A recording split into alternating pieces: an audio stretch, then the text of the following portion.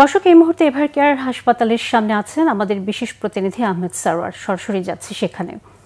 Sarwar, BNP চেয়ারপারসনের শারীরিক অবস্থা সম্পর্কে কোনো তথ্য জানতে পেরেছেন কি? না, এখন পর্যন্ত আসলে আজকে সকাল থেকে এখন পর্যন্ত বিএনপি চেয়ারপারসন বেগম খালেদা জিয়ার ব্যক্তিগত চিকিৎসক এবং দলের স্থায়ী কমিটির সদস্য ডক্টর AZM জাহিদ হোসেন কোনো ব্রিফ করেননি, যার কারণে আমাদের কাছে আসলে আনুষ্ঠানিকভাবে কোনো তথ্য নেই। কিন্তু অনানুষ্ঠানিক কিছু তথ্য আছে, সেটা হচ্ছে যে বেগম খালেদা জিয়ার অবস্থা স্থিতিশীল আছেন। ডাক্তাররা বিভিন্ন পরীক্ষা নিরীক্ষা করছেন, তারা দেখছেন যে ওনাকে আসলে কিভাবে কতটা ফিট করা যায় যাতে বিমানে ভ্রমণ করানো যায় আর কি, যাতে বিদেশ নিয়ে যাওয়ার জন্য। আপনি জানেন যে এরই মধ্যে সিভিল এভিয়েশন থেকে বলা হয়েছে যে বেগম খালেদা জিয়াকে যেই এয়ার অ্যাম্বুলেন্সে করে, জার্মানির যে এয়ার অ্যাম্বুলেন্সে করে নিয়ে যাওয়ার কথা রয়েছে, সেই এয়ার অ্যাম্বুলেন্সের জন্য শিডিউল চাওয়া হয়েছে এবং শিডিউল অনুমোদনও করা হয়েছে।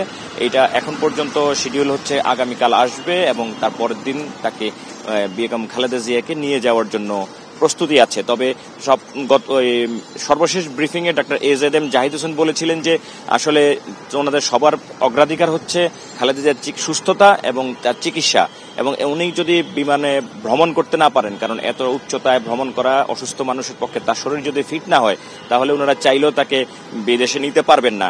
ওনাদের প্রচেষ্টাই হচ্ছে খালেদা জিয়াকে ফিট করে তোলা যেন তিনি বিমান ভ্রমণ করতে পারেন।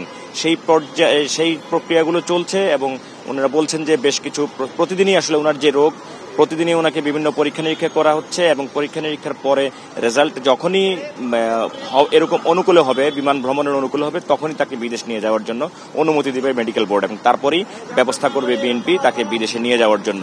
তো আমরা অনানুষ্ঠানিকভাবে যতটুকু জানতে পেরেছি, গতকালকের চেয়ে আজকে তার কিছু স্থিতিশীলতা আছে। একেবারে খুব যে ভালো হয়েছে তা বলা যাবে না, কিছুটা উন্নতি তারা কিছু কিছু ক্ষেত্রে পেয়েছেন, যার জন্য তারা আবারও নিবিড়ভাবে চেষ্টা করছেন যেন তাকে দ্রুত বিমান ভ্রমণের জন্য ফিট করে তোলা যায় এবং সুস্থতার পথে নিয়ে যাওয়া যায়।